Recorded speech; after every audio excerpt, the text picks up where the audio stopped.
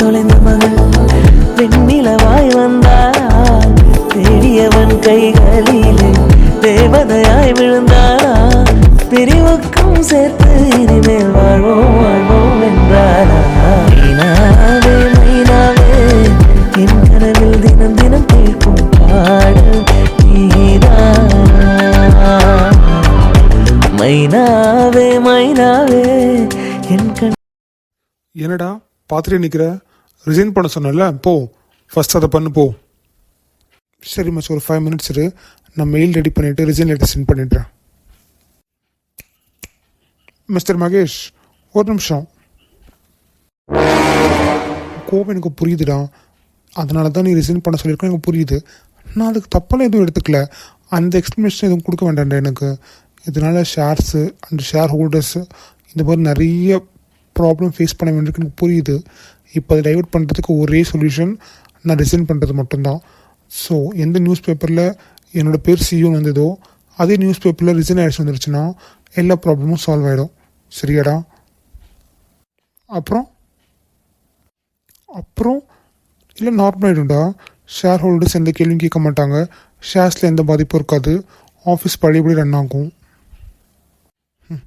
நான் கூட நினச்சிட்டேன்டா நீ ரொம்ப அறிவாளின்ட்டு. ஐ மீன் இந்த ஆஃபீஸ் சிஓவான்னு இருக்கிறத விட அதுக்கு மேலே நீ இருக்கணும், இதெல்லாம் ரொம்ப சின்ன பொசிஷன், என்னை விட உனக்கு தான் அதிக டேலண்ட் இருக்குது, அப்படி இப்படின்னு நிறைய நினச்சிருக்கேன். பரவாயில்ல, இன்றைக்கி நான் தப்புன்னு எனக்கே புரிய வச்சுருக்கேன். புரியுது மச்சான், உன் நம்பிக்கை நான் காப்பாற்றலை, இதனால் புரிஞ்சுக்க முடியுது. இப்போது இந்த ஆஃபீஸ் இவ்வளோ பெரிய பேட் நேம் வாங்கியிருக்குன்னா அதுக்கு காரணம் நான் தான். அதுவும் விமன்ஸ் சேஃப்டியில் கொஸ்டின் ரைஸ் ஆயிருக்குடா. இது எவ்வளோ பெரிய கான்சிக்வன்சஸ் வரும்னு எனக்கும் புரியுது. நீ என் மேலே என்ன கோவப்பட்டாலும் தப்பாக எடுத்துக்க மாட்டேன்டா. என்னை அடித்தா கூட இப்போதைக்கு கரெக்டு தான். Stop it.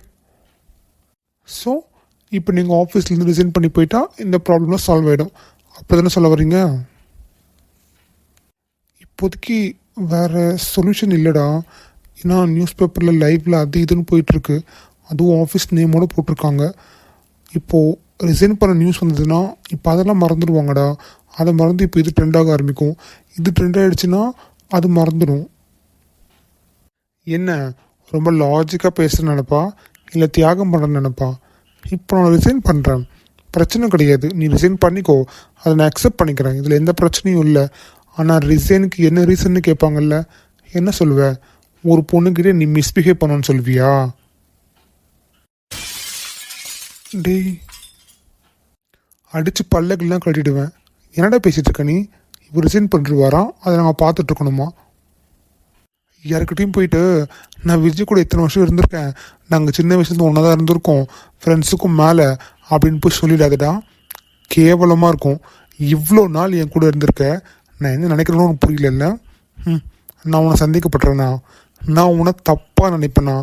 நீ இல்லைடா, அந்த கடவுளை இறங்கி வந்து மகேஷ் இதை தான் பண்ணான் இதுதான் பண்ணியிருப்பான்னு சொன்னால் கூட அதை நம்ப மாட்டேன்.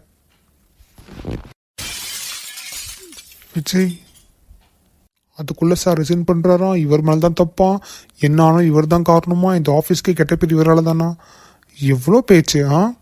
இங்கே சந்தியாக நிற்கும்போது நான் அவங்கக்கிட்ட கேட்டதுக்கான காரணம், இஃப் இன்கேஸ் அவங்க மனசில் ஏதாவது ஒரு ஓரத்தில் இவன் ரிலேட்டிவ் இல்லை இவன் சிஇஓ, அதனால தான் நம்மக்கிட்ட கேட்காம அவங்ககிட்ட கேட்குறாங்க அப்படின்னு நினச்சிடக்கூடாது. இங்கே பார்ஷியாலிட்டி இருக்கக்கூடாது. உங்களுக்கு தெரியும்ல, உமன் சேஃப்டி ஃபஸ்ட்டு ப்ரையாரிட்டின்னு சொல்லிட்டு அவங்கள ஃபஸ்ட்டு நம்ம சேஃபாக ஃபீல் பண்ண வைக்கணும். எனக்கு உன்னை பற்றி தெரியும்டா. இப்போ நான் பேசினா கூட இவன் சிஇஓன்றதுனாலையும் இல்லை ரிலேட்டிவ்ன்றதுனால தான் பேச நினைப்பாங்க. ஆனால் அதை தாண்டி எனக்கு நீ ஃப்ரெண்டு மச்சான், உன்னை பற்றி எனக்கு தெரியாதா? நீ ஒரு பொண்ணுக்கிட்ட எப்படி பேசுவேன்னு எனக்கு தெரியாதா? ஒரு பொண்ணை எப்படி பார்ப்பேன் எனக்கு தெரியாதா? எப்படி மதிப்பேன் எனக்கு தெரியாதா? நான் உங்ககிட்ட எது கேள்வி கேட்காம இருக்கிறதுக்கான காரணம், எனக்கு என் மச்சானை பற்றி தெரியும், அதனால தான் நான் உங்ககிட்ட எதுவும் கேட்க விரும்பலை, அவங்கக்கிட்ட கேட்டேன். இந்த ஆஃபீஸில் ஒர்க் பண்ணுற யாருக்கும் நடந்தாலும் நான் இப்படி தான் ரியாக்ட் பண்ணியிருப்பேன், உனக்கு தெரியும்ல. நீ என் மச்சான்டா, உங்ககிட்ட நான் எதுக்கு கேட்கணும்? எனக்கு தெரியும் உன்னை பற்றி, இதை நீ சொல்லி தான் தெரியணும், இல்லை யார்ட்டது கேட்டு தான் தெரியணும், எந்த அவசியம் இல்லை.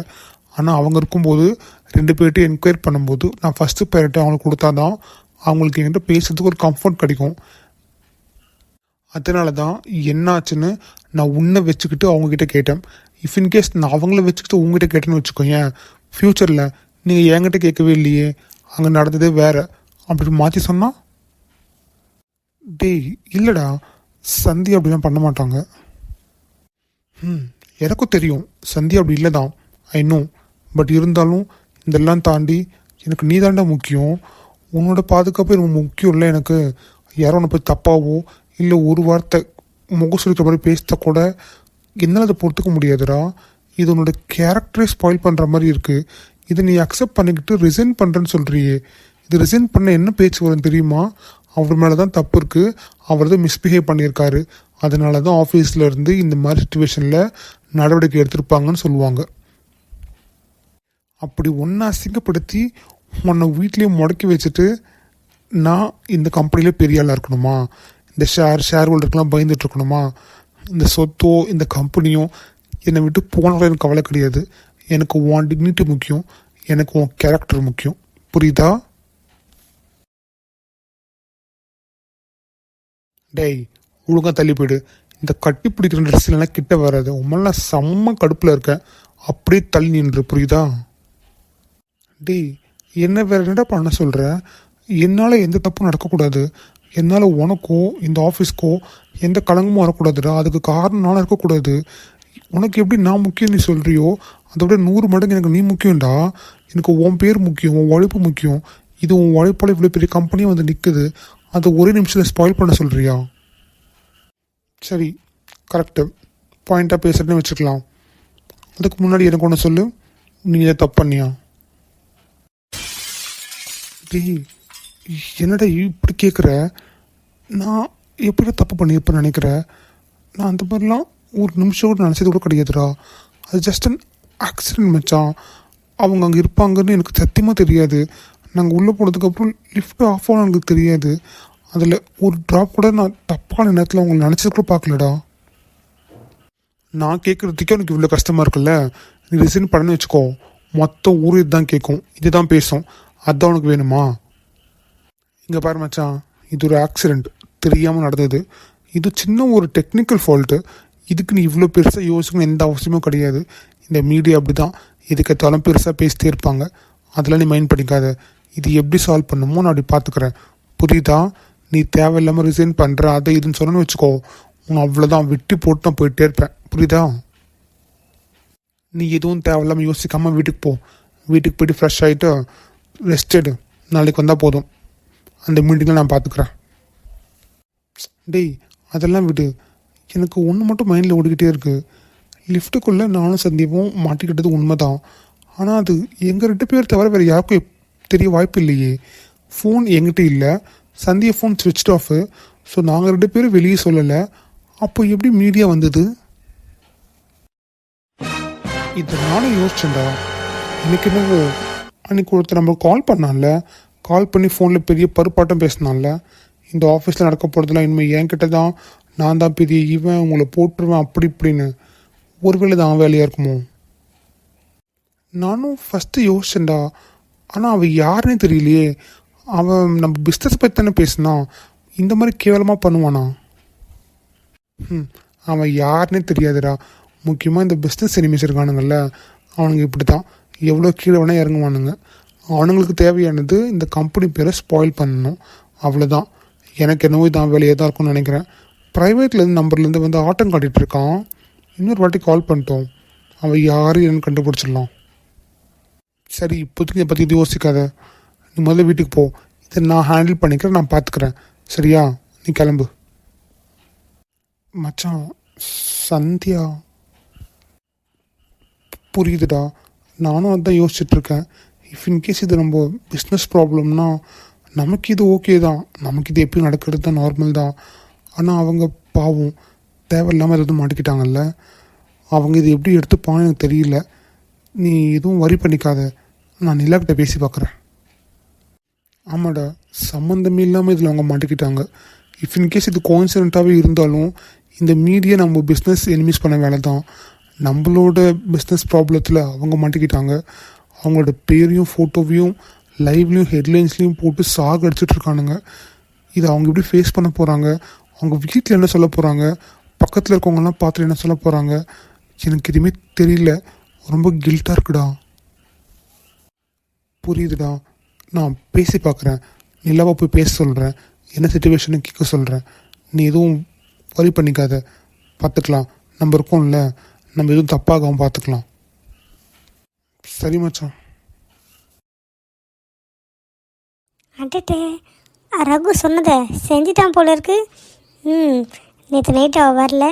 இப்போ என்னென்னா எல்லா நியூஸ் சேனல்லையும் அம்மணி முகம்தான். பரவாயில்லையே, நம்ம புள்ள சொன்னதை சொன்ன மாதிரி செஞ்சுட்டானே. நான் கூட நல்லா அப்படி இப்படி சுற்றிக்கிட்டு இருக்கான், ஒன்றுத்துக்கு வேலைக்கு ஆக மாட்டேன்னு நினச்சேன். எவ்வளோ அழகாக பிளான் போட்டு இவ்வளோ அசிங்கமாக மாட்டி விட்டானே. எப்படி முழிக்கிறா பாரு, நல்லா கூணி குறுக்கி போய் நிற்கிறா. இவளை இப்படி பார்க்குறதுக்கு எவ்வளோ ஆனந்தமாக இருக்குது. அன்றைக்கி உன் ஃப்ரெண்டை கூட்டிட்டு வந்து இந்த வீட்லேயே எங்களையே மிரட்டுறியா? இப்போ எந்த ஃப்ரெண்டு வந்து நின்னா உனக்கு? மா வாயா ரகு, உனக்கு தான் வெயிட் பண்ணிட்டு இருந்தேன். என்ன சொன்ன மாதிரி செஞ்சு காட்ட போல இருக்கு. நியூஸ் சேனல்லாம் அவன் மூஞ்சி தான் வந்துட்டுருக்கு, போட்டு கிழிச்சிட்ருக்காளுங்க. பின்ன பிளான் பண்ணது யாரு? உன் பிள்ளையாச்சு, உன்ன மாதிரி தானே இருப்பேன். அதை சொல்லுடா. நான் கூட நினச்சிட்டேன் எப்படியோ கொஞ்சம் சொதப்பிடும் அப்படின்னு நினச்சேன். பரவாயில்லையே, பக்காவாக முடிச்சிட்ருக்க. ஆனால் எனக்கு ஒரு சந்தேகம், இது எப்படிடா எல்லா நியூஸ்லேயும் வருது, அதுவும் முக்கிய செய்தியாக போடுறாங்க? அது எப்படி? இவன் அவ்வளோ பெரிய ஆளா?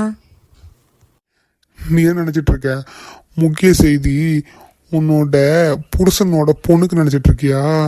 கிடையாது, அவன் கூட நிற்கிறான்ல அவனுக்கு. அவன் யார் தெரியுமா?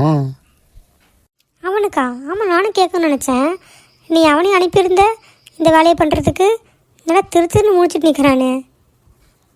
மா, நான் அனுப்பின ஆளே வேற, இவன் வேற.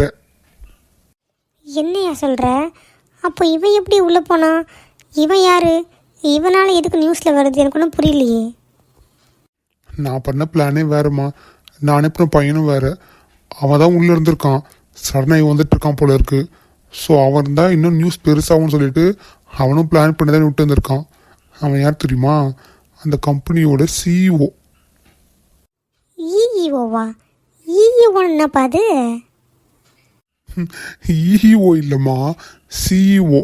சிஇஓனா அந்த கம்பெனியோட முதலாளி மாதிரி வச்சுக்கோங்க. என்னப்பா ரகு, முதலாளின்னு சொல்கிற? அப்போ எப்படி நீ நினச்ச மாதிரி நடந்திருக்காங்க?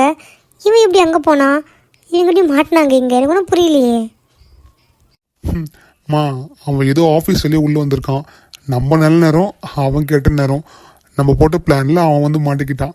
ஆடு தானாக வந்து சிக்கிடுச்சு. நான் கூட சின்ன பிளானை தான் போட்டேன், சின்ன நியூஸாக வரும், சும்மா எங்கேயாவது ஓரமாக வரும், அதை வச்சு இவனை சும்மா பிளாக்மெயில் பண்ணி கில்ட் ஆக்கலாம்னு நினச்சேன். அக்கம் பக்கம் சொல்கிறலாம், கேவலமாக பேசுவாங்கன்ட்டு. இது என்னன்னா இவ்வளோ பெரிய நியூஸ் ஆகிடுச்சு. அதுக்கு நம்ம அவனுக்கு தான் தேங்க்ஸ் சொல்லணும்.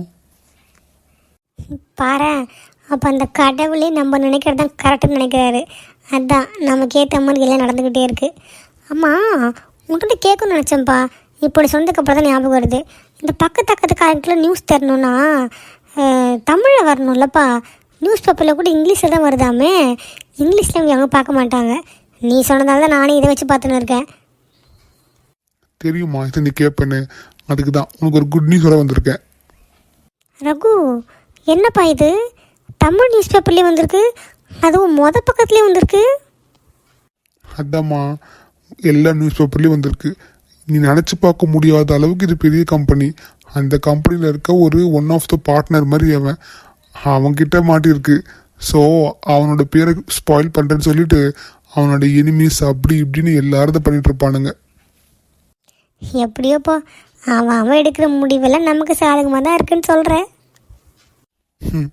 கரெக்டுமா. அன்னைக்கு என்ன சொன்னால் அவன் ஃப்ரெண்டு வந்து போலீஸில் பிடிச்சி கூப்பாளா. இப்போ எந்த ஃப்ரெண்டு வர நான் பார்க்குறேன். இந்த கல்யாணத்தை இன்னும் ஒரே வாரத்தில் நான் நடத்தி காட்டுறேன். ரகு, எனக்கு ஒரு சந்தேகம். இப்போது இவன் ஃபோட்டோ பேப்பர் நியூஸ்லாம் வந்துருச்சு. ஒருவேளை மாப்பிள்ளை வீட்டுக்காரங்க எதாவது தப்பாக நினச்சிக்கிட்டு கல்யாணத்துக்கு என்னப்பா பண்ணுறது? அந்த அளவுக்கு அவ்வளோ சீன்லாம் இல்லை. அவன் பண்ணுறது 2வது கல்யாணம். அவனுக்கு பொண்ணே கொடுக்க மாட்டாங்க. அதுவும் கல்யாணம் ஆகாத பொண்ணு கிடைக்குதுன்னா வேணாம் சொல்லுவான். அவங்களாம் ஒரு மேட்டரே கிடையாது. அவங்கள எப்படி சமாளித்து எப்படி இந்த கல்யாணத்தப்புன்னு எனக்கு தெரியும். இவ தான் ரொம்ப பிரச்சனை பண்ணிகிட்டு இருந்தா. இப்போ இவளோட சாப்டரும் க்ளோஸ். எப்படியோப்பா, இந்த கல்யாணம் நடந்தால் போதும், நீ செட்டில் ஆகிடுவ. எனக்கு அதுவே போதும், நம்ம குடும்பமே செட்டில் ஆகிடும். நடந்தா இல்லைம்மா, நடந்துருச்சுன்னு வச்சுக்கோ. எல்லாம் பக்காவாக முடிஞ்சிடுச்சு. இதுக்கப்புறம் அவள் கல்யாணம் மட்டும்தான். நீ வெயிட் பண்ணி பாரு உன் புள்ளை எப்படி நினச்சி சாதிக்கிறான்னு. சார் கூப்பிட்ருந்தீங்கன்னு சொன்னாங்க, என்னாச்சு சார்? ஆமாம், இல்லை நான் தான் கூப்பிட்டேன். நேற்று ஏதோ எமர்ஜென்சியில் போயிருக்கீங்கல்ல, ஏதாச்சும் ப்ராப்ளமா? இல்லை சார், நேற்று ஒரு கால் வந்தது, அம்மாவுக்கு ஆக்சிடெண்ட்டுன்னு. அதனால தான் இம்மிடியட்டாக எமர்ஜென்சியில் போனேன். வாட்? அம்மாவுக்கு ஆக்சிடெண்ட் ஆகிடுச்சா? என்ன நீலா இவ்வளோ நார்மலாக சொல்லிட்டு இருக்கீங்க? என்னாச்சு? இப்போ ஓகேவா? அப்போ நீங்கள் எதுக்கு உடனே ஆஃபீஸ் வந்துருக்கீங்க? அவங்கள பார்த்துருந்துருக்கலாம்ல. சார், ஆக்சிடெண்ட்டுன்னு கால் வந்தது என்னமோ உண்மைதான், ஆனால் அது ஒரு ராங் கால். ராங் கால்னால் புரியல. உங்களை பொய் சொல்லி வர வச்சுருக்காங்கன்னு சொல்ல வரீங்களா? இல்லை சார், அது அப்படி மீன் பண்ண முடியாது. ராங் கால்னால் அம்மா பேர் இந்திரா காந்தி. அவங்க கால் பண்ணி இந்திரான்றவங்களுக்கு ஆக்சிடெண்ட் ஆகிருக்கு, அவங்க பொண்ணு தானேன்னு கேட்டாங்க. நாமா சொல்லிவிட்டு உடனே ஹாஸ்பிட்டல் போயிட்டேன். அதுக்கப்புறம் எதுவும் கேட்டுக்கல. பட் அங்கே போனால் அந்த நேம் வந்து இந்திராணி. அவங்க ஷார்ட்டாக இந்திரான்னு சொல்லியிருக்காங்க. நான் தான் அம்மா நினச்சி பயந்து போயிட்டேன். இது நார்மலாக நடந்த மாதிரி இல்லை, ஏதோ டைவெர்ட் பண்ணுறதுக்கு நடந்த மாதிரி இருக்குது. ப்ளஸ் இன்றைக்கி சந்தியா லிஃப்ட்டுக்குள்ளே சந்தியாவும் நிலாவும் எப்போ ஒன்றா வெளியே போவாங்க. ஸோ பிளான் பண்ணி நிலாவை தனியாக யாரோ கூட்டு போன மாதிரி இருக்குது. சார், இதை கேட்க தான் கூப்பிட்டீங்களா? நான் போட்டுமா? போகிறதெல்லாம் இருக்கட்டும். என்ன வந்ததுலேருந்து என்னை பார்த்து பேசாமல் எங்கேயோ நின்று பார்த்து பேசிகிட்டு இருக்கீங்க? அதுவும் மூஞ்சில் ஒரு மாதிரியாக இருக்குது. என்னாச்சு? எனக்கு என்ன, எனக்கு ஒன்றும் இல்லை, நான் நார்மலாக தான் இருக்கேன். உன் மூஞ்சிலே தெரியுது நார்மலாக இல்லைன்னு. என்னாச்சு? சந்தேக்கு இந்த மாதிரி ஆகிடுச்சுன்னு யோசிச்சுட்டு இருக்கியா? இல்லை சார், நேற்று நான் எமர்ஜென்சின்னு போனேன்ல, அது ஒரு ஃபேக் கால். அதை நம்பி நான் ஏமாந்து போயிட்டேன். என்னோடய ஒர்க்கெல்லாம் சந்தியாக தான் பார்க்க சொல்லிட்டு போனேன். ஏன்னா இன்றைக்கி அது கம்பல்சரியாக முடிக்கணும், இல்லைனா ஏஜிங்கில் வந்துடும்னு. அதனால் அவள் எக்ஸ்டெண்ட் பண்ணி தான் நேற்று பார்த்தா. ஸோ இதெல்லாம் என்னால் தான். நான் அவகிட்ட என் ஒர்க் கொடுக்காமல் இருந்திருந்தா மேபி இந்த எந்த பிரச்சனையும் நடந்திருக்காது. ஹே மென்டல், நீ என்ன மென்டல் மாதிரி யோசிச்சுட்டு இருக்க? இது ஜஸ்ட் ஒரு ஆக்சிடெண்ட். இது யாருக்கு வேணால் நடக்கலாம், எப்போ வேணால் நடக்கலாம். இது ஒரு டெக்னிக்கல் ஃபால்ட்டு. இதுக்கு நீ உன் ஃபால்ட்டு சொல்லிட்டு இருக்க? என்ன வேணால் சொல்லுங்கள், நான் எப்பவுமே அவள் கூட தானே வீட்டுக்கு போவேன். ஆனால் நேற்று நான் சீக்கிரம் போயிட்டேன். இஃப் இன்கேஸ் நான் போகாமல் இருந்திருந்தேன்னா அவளும் நானும் ஒன்றா ஒர்க் பண்ணிட்டு ஒன்றாவே போயிருப்போம். மேபி அந்த லிஃப்ட்டில் மாட்டியிருந்தால் நானும் இருப்பேன்ல. சரி, இவ்வளோ பெரிய ப்ராப்ளம் ஆயிருக்காது. இப்போ அவங்க 2 பேரும் தனியாக இருந்ததுனால தானே இவ்வளோ பெரிய பிரச்சனை. அப்போது நீ மகேஷை தப்பாக நினைக்கிறியா? சேச்சே, நான் அந்த மாதிரி ஒரு நிமிஷம் நினச்சதே கிடையாது. அவரை போய் தப்பாக நினைப்பேனா? எனக்கு அவரை போய் தெரியாதா? அவர் ஜெம் ஆஃப் அ பர்சன், அதில் எனக்கு எந்த சந்தேகமும் இல்லை. ஆனால் 2 பேரும் ஏதோ ஒரு சுச்சுவேஷனில் மாட்டிட்டாங்க. பட் அது இவ்வளோ பெரிய இஷ்யூ ஆகிடுச்சு. அதை நினைக்கும் போதே தான் கொஞ்சம் கஷ்டமாக இருக்குது. இங்கே பாருனில்லா, இதுக்கு நீயோ நானோ சந்தியாவோ இல்லை மகேஷோ யாருமே காரணம் இல்லை, புரியுதா? இது ஒரு ஆக்சிடெண்ட், இது ஒரு கோஇன்சிடெண்ட். நீ தேவையில்லாமல் யோசிக்காத, புரியுதா? இது நடந்திருக்கு, நடந்திருக்கு. அதுக்கு யாரும் ப்ளேம் கிடையாது, யாரும் காரணம் கிடையாது. அண்ட் உங்கள்கிட்ட இன்னொரு விஷயம் சொல்லணும். சந்தியா இப்போ என்ன மைண்ட் செட்டில் இருப்பாங்கன்னு தெரியல. இன்றைக்கி அவங்க ஆஃபீஸ்க்கு வரமாட்டாங்க, வீட்டில் தான் இருப்பாங்க. ஸோ இது கொஞ்சம் பெரிய ப்ராப்ளம் தான். ஏன்னா அவங்க நார்மலான ஃபேமிலியில் இருக்கவங்கல்ல, அவங்களுக்கு இதெல்லாம் ரொம்ப பெரிய விஷயம். நியூஸ் பேப்பரில் நியூஸ்லலாம் ஃபோட்டோ வர்றது, அதுவும் ஒரு ஆம்பளை கூட தனியாக, அதனால் புரிஞ்சிக்க முடியுது. ஸோ அவங்க என்ன மைண்ட் செட்டில் இருப்பாங்கன்னு தெரியல. நீ கொஞ்சம் அவங்களுக்கு நீங்கள் யோசிக்கிறத விட நான் ஃபஸ்ட்டே இதெல்லாம் யோசிச்சிட்டேன். ஆனால் அவள் வீடு தான் சார் இருக்கிறதுலே பெரிய பிரச்சனை. அவள் சித்திக்காரி, அவள் சும்மா தும்முனாலே அவ்வளோ பண்ணுவாள். இப்போ இவ்வளோ பெரிய ப்ராப்ளம் ஆயிருக்கு. என்னெல்லாம் பண்ணுறாளோ, என்னெல்லாம் பேசுகிறாளோ, அவளை எப்படியெல்லாம் ஹர்ட் பண்ணுறாளோ, அதை யோசிக்கும் போது எனக்கு இன்னும் ஹர்ட்டாக இருக்குது. வாட்? சித்தியா? அப்படின்னா அம்மா அப்பா இல்லையா உங்களுக்கு? இல்லை சார், இப்போ அதை பற்றிலாம் பேசவும் எனக்கு மைண்ட் இல்லை. நான் இன்னொரு நாள் சொல்கிறேன். நான் சந்தியாவுக்கு கால் ட்ரை பண்ணிட்டு வரேன். ரொம்ப நேரம் பண்ணிகிட்ருக்கேன், எடுக்க மாட்றா. வீட்டுக்கு போயிட்டு நான் மெசேஜ் மட்டும் பண்ணியிருக்கா. சரி, ஓகே நிலா, நீங்கள் அவங்ககிட்ட பேசுங்க. அவங்களுக்கு கொஞ்சம் நார்மலாக இருக்க வைங்க, புரியுதா? எந்த பிரச்சனையாக இருந்தாலும் பார்த்துக்கலாம், நாங்கள் இருக்கோம். நானும் மகேஷ் இருக்கோம். நீங்கள் எதுவும் கவலைப்பட வேண்டாம். அந்த மாதிரி உங்களை அசிங்கப்பட்டு விட்டு அப்படியே அமைதியாக இருக்க மாட்டோம். ஓகே சார், நான் சந்தியாகிட்ட பேசிட்டு வரேன். வரா போல இருக்கு. கதவு தர சத்தம் கேட்குது.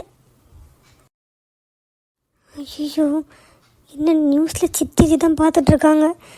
இது இன்னும் லைவ் டெலிகாஸ்டில் அதுவும் ஹெட்லைன்ஸில் போயிட்டுருக்கு. போச்சு, நான் அன்றைக்கி செத்த. வாங்க மகாராணி, உங்களுக்கு தான் வெயிட் பண்ணிகிட்ருக்கோம். அப்பா, என்ன வேலை பண்ணியிருக்கீங்க, பெருமையாக இருக்குது. டிவிலலாம் வரீங்க, நியூஸ் பேப்பர்லலாம் வரீங்க. இப்போ என்னென்னா அப்படியே அமைதியாக பதுசாக பூனை மாதிரி பின்னாடி நின்றுட்டுருக்கீங்க. நேற்று காலைல போனது, இன்றைக்கி மதியானம் வீட்டுக்கு வரீங்க. எப்படி? அதிசயமா வீட்டுக்கு போயெல்லாம் தோணிடுச்சு போல இருக்கு. என்ன 1.5 நாளைக்கு அப்புறம் ஒரு நைட்டு தங்கினதுக்கப்புறம் தான் வீட்டு ஞாபகம் வருதா உனக்கு? சித்தி, அது வந்து என்ன ஆச்சுன்னா, அது ஆஃபீஸில் வந்து எச்சி வாய மூடு. நீ சொல்கிறத நான் கேட்கணுமா? என்ன கதை ரெடி பண்ணிட்டு வந்திருக்க? அதான் பேப்பர்லேயும் டிவிலையும் உன் போரையும் உன்னோட ஃபோட்டோவையும் போட்டு கிழிச்சிட்ருக்காங்களே, அக்கம் பக்கத்துலேயும் தலை காட்ட முடியுதா? அவள் வந்து என்ன கேட்டு என் உயிரை வாங்கிட்டு இருக்காளுங்க. உனக்கு என்ன இப்படி மினிக்கிட்டு வந்திருக்க? அப்படியே மினிக்கிட்டு எப்படி போய் ஓடிடுவேன்? இந்த வீட்டில் இருக்க போகிறது நான் தானே, எல்லாருக்கும் பதில் சொல்ல பண்ணுறது நான் தானே. ஏண்டி, எவ்வளோ நெஞ்செழுத்து இருந்தா ஒரு ஆம்பளை கூட, அதுவும் ஒரு ரூம் மாதிரி இருக்க ஒரு லிஃப்ட்டுக்குள்ளே ஒரு நைட்டு ஃபுல்லாக, சி, இதை யோசிக்கவே எங்களும் வாய் கூசுதடி. இப்போ தானே புரியுது, இந்த மாதிரி ஊர் சுற்றிக்கிட்டு ஊர் மேய்ஞ்சிக்கிட்டு இருக்கிறதுக்காக தான் நீ கல்யாணம் வேணான்னு சொல்லியிருக்க. அதுக்கு உன் ஃப்ரெண்டும் உனக்கு உடந்தா? சி, கேவலமாக இல்லையாடி உனக்கு? வெளியே தலை காட்ட முடியல, வெளியே தானே உள்ளே வந்த, பார்த்துருப்பியே வெளியே கூட்டக்கூடமாக நிற்கிறத. எல்லாம் என் தலை எழுத்து. அவள் நாக்கு மேலே பல்ல போட்டு அவ்வளோ கேவலமாக பேசிகிட்டு இருக்காளுங்க. இதுக்கு தான் பொண்ணு ஆஃபீஸ்க்கு அனுப்பியிருக்கியா, இவன் கூட போகிறதுக்கோ அவன் கூட போகிறதுக்கான்னு? சி, என்ன பணக்காரனாக இருக்கான உடனே சித்தி வாய முடி. நீ பண்ணது உனக்கு கோவம் வேறு வருதா? கோவம் உனக்கு இதை கேட்குறதுக்கே பிடிக்கலையே. ஊரெல்லாம் அதுதான் பேசிகிட்டு இருக்கானுங்க. இதோ இந்த டிவிலையும் பேப்பர்லேயும் மாற்றி அதை தாண்டி போட்டுட்ருக்கானுங்க. ஏன்னா இந்த வீட்டில் நீ மட்டும் தான் இதை நினப்பா. உனக்கு வீட்டில் வயசு பையன் ஒருத்தர் இருக்கான். இதோ உன் தம்பி ஒரு சின்ன பையன் இருக்கான். அவனுக்கு வெளியே போக முடியுமா? போனால் உங்கள் அக்கா பண்ணிட்டாலாமே, உங்கள் அக்கா பற்றி தான் வருதாமே அப்படின்னு பேசுவாங்க. ஏண்டி இவ்வளோ கேவலமான விஷயத்த பண்ணிவிட்டு எப்படி நீ வெளியே தலைக்காட்டி சுற்றிக்கிட்டு இருக்க? எப்படி இங்கே வெளியே வரது உனக்கு மனசு வந்துச்சு? என்னாலலாம் வெளியே மூஞ்சோடு காட்ட முடியல, உள்ளேயே தாப்பல் போட்டுன்னு உட்காந்துன்னுக்கிறேன். உனக்கு என்ன, நீ நல்லா வந்துடுவ, நானே பதில் சொல்லணும் ஊருக்கெல்லாம்? நானந்தா நாண்டுக்கிட்டு செத்துருப்பேன்.